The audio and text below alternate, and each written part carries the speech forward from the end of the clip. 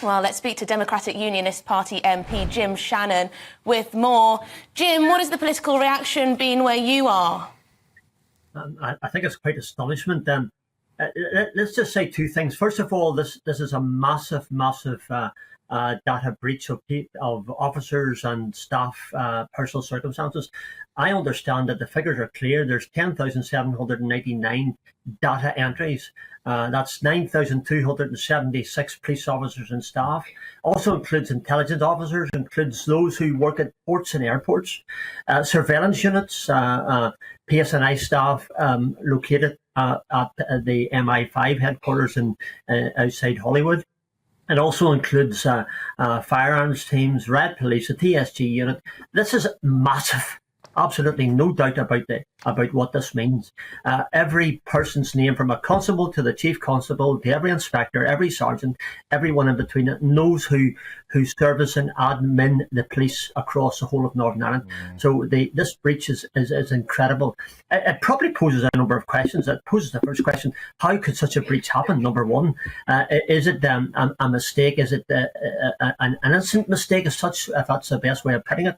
And I put forward a suggestion to you that may perhaps maybe illustrate exactly where the problems are.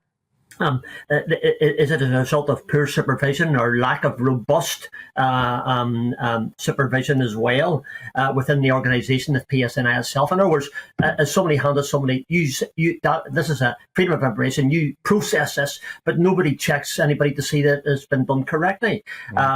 Is it possible?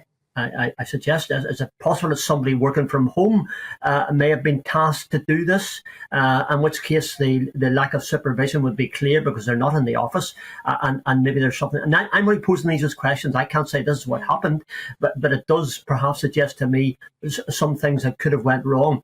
Now, it's clear to me that whoever was tasked to do it, there should have been somebody overlooking that and ensuring that there was no mistakes made. This is a massive mistake. This is a breach of the highest security in all my time that I can ever remember. And really, there needs to be steps taken within the PSNI, within the security forces, to ensure that something like this can never happen. It's never happened anyway, but to make sure that it doesn't happen again.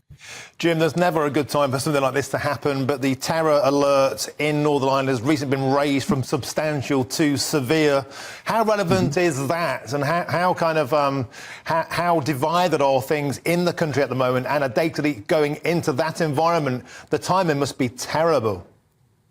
Yeah, absolutely. On the very day that the data breach has been announced, the IRA, Republican terrorism, had a bomb attack in West Belfast, an indication of clearly that there are people in Northern Ireland who are intent upon creating mayhem, death and destruction, and whose main target they have is against the PSNI. So this data breach is unbelievable. Every police officer and every staff member across the whole of Northern Ireland are now to look at their own personal safety. I know police officers, honestly, who don't tell anybody what their job is. Their families know that they're young children, of course, but they know that their daddy works in the civil service. That's all they know, or their mother works in the civil service.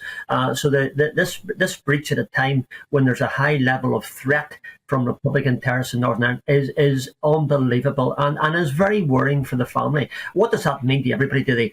Are they looking onto their cars again? Are they watching where they go to do their shopping? Their awareness levels will be at the highest they've ever been because of someone's mistake. Absolutely. These police officers and their families must be very concerned. Yeah. Indeed, they're already doing a dangerous job of public service, and to have this on top of that is not what you want. And it's totally, we'll have to see exactly what happened and find out who was responsible. Thank you very much indeed, Jim Shannon.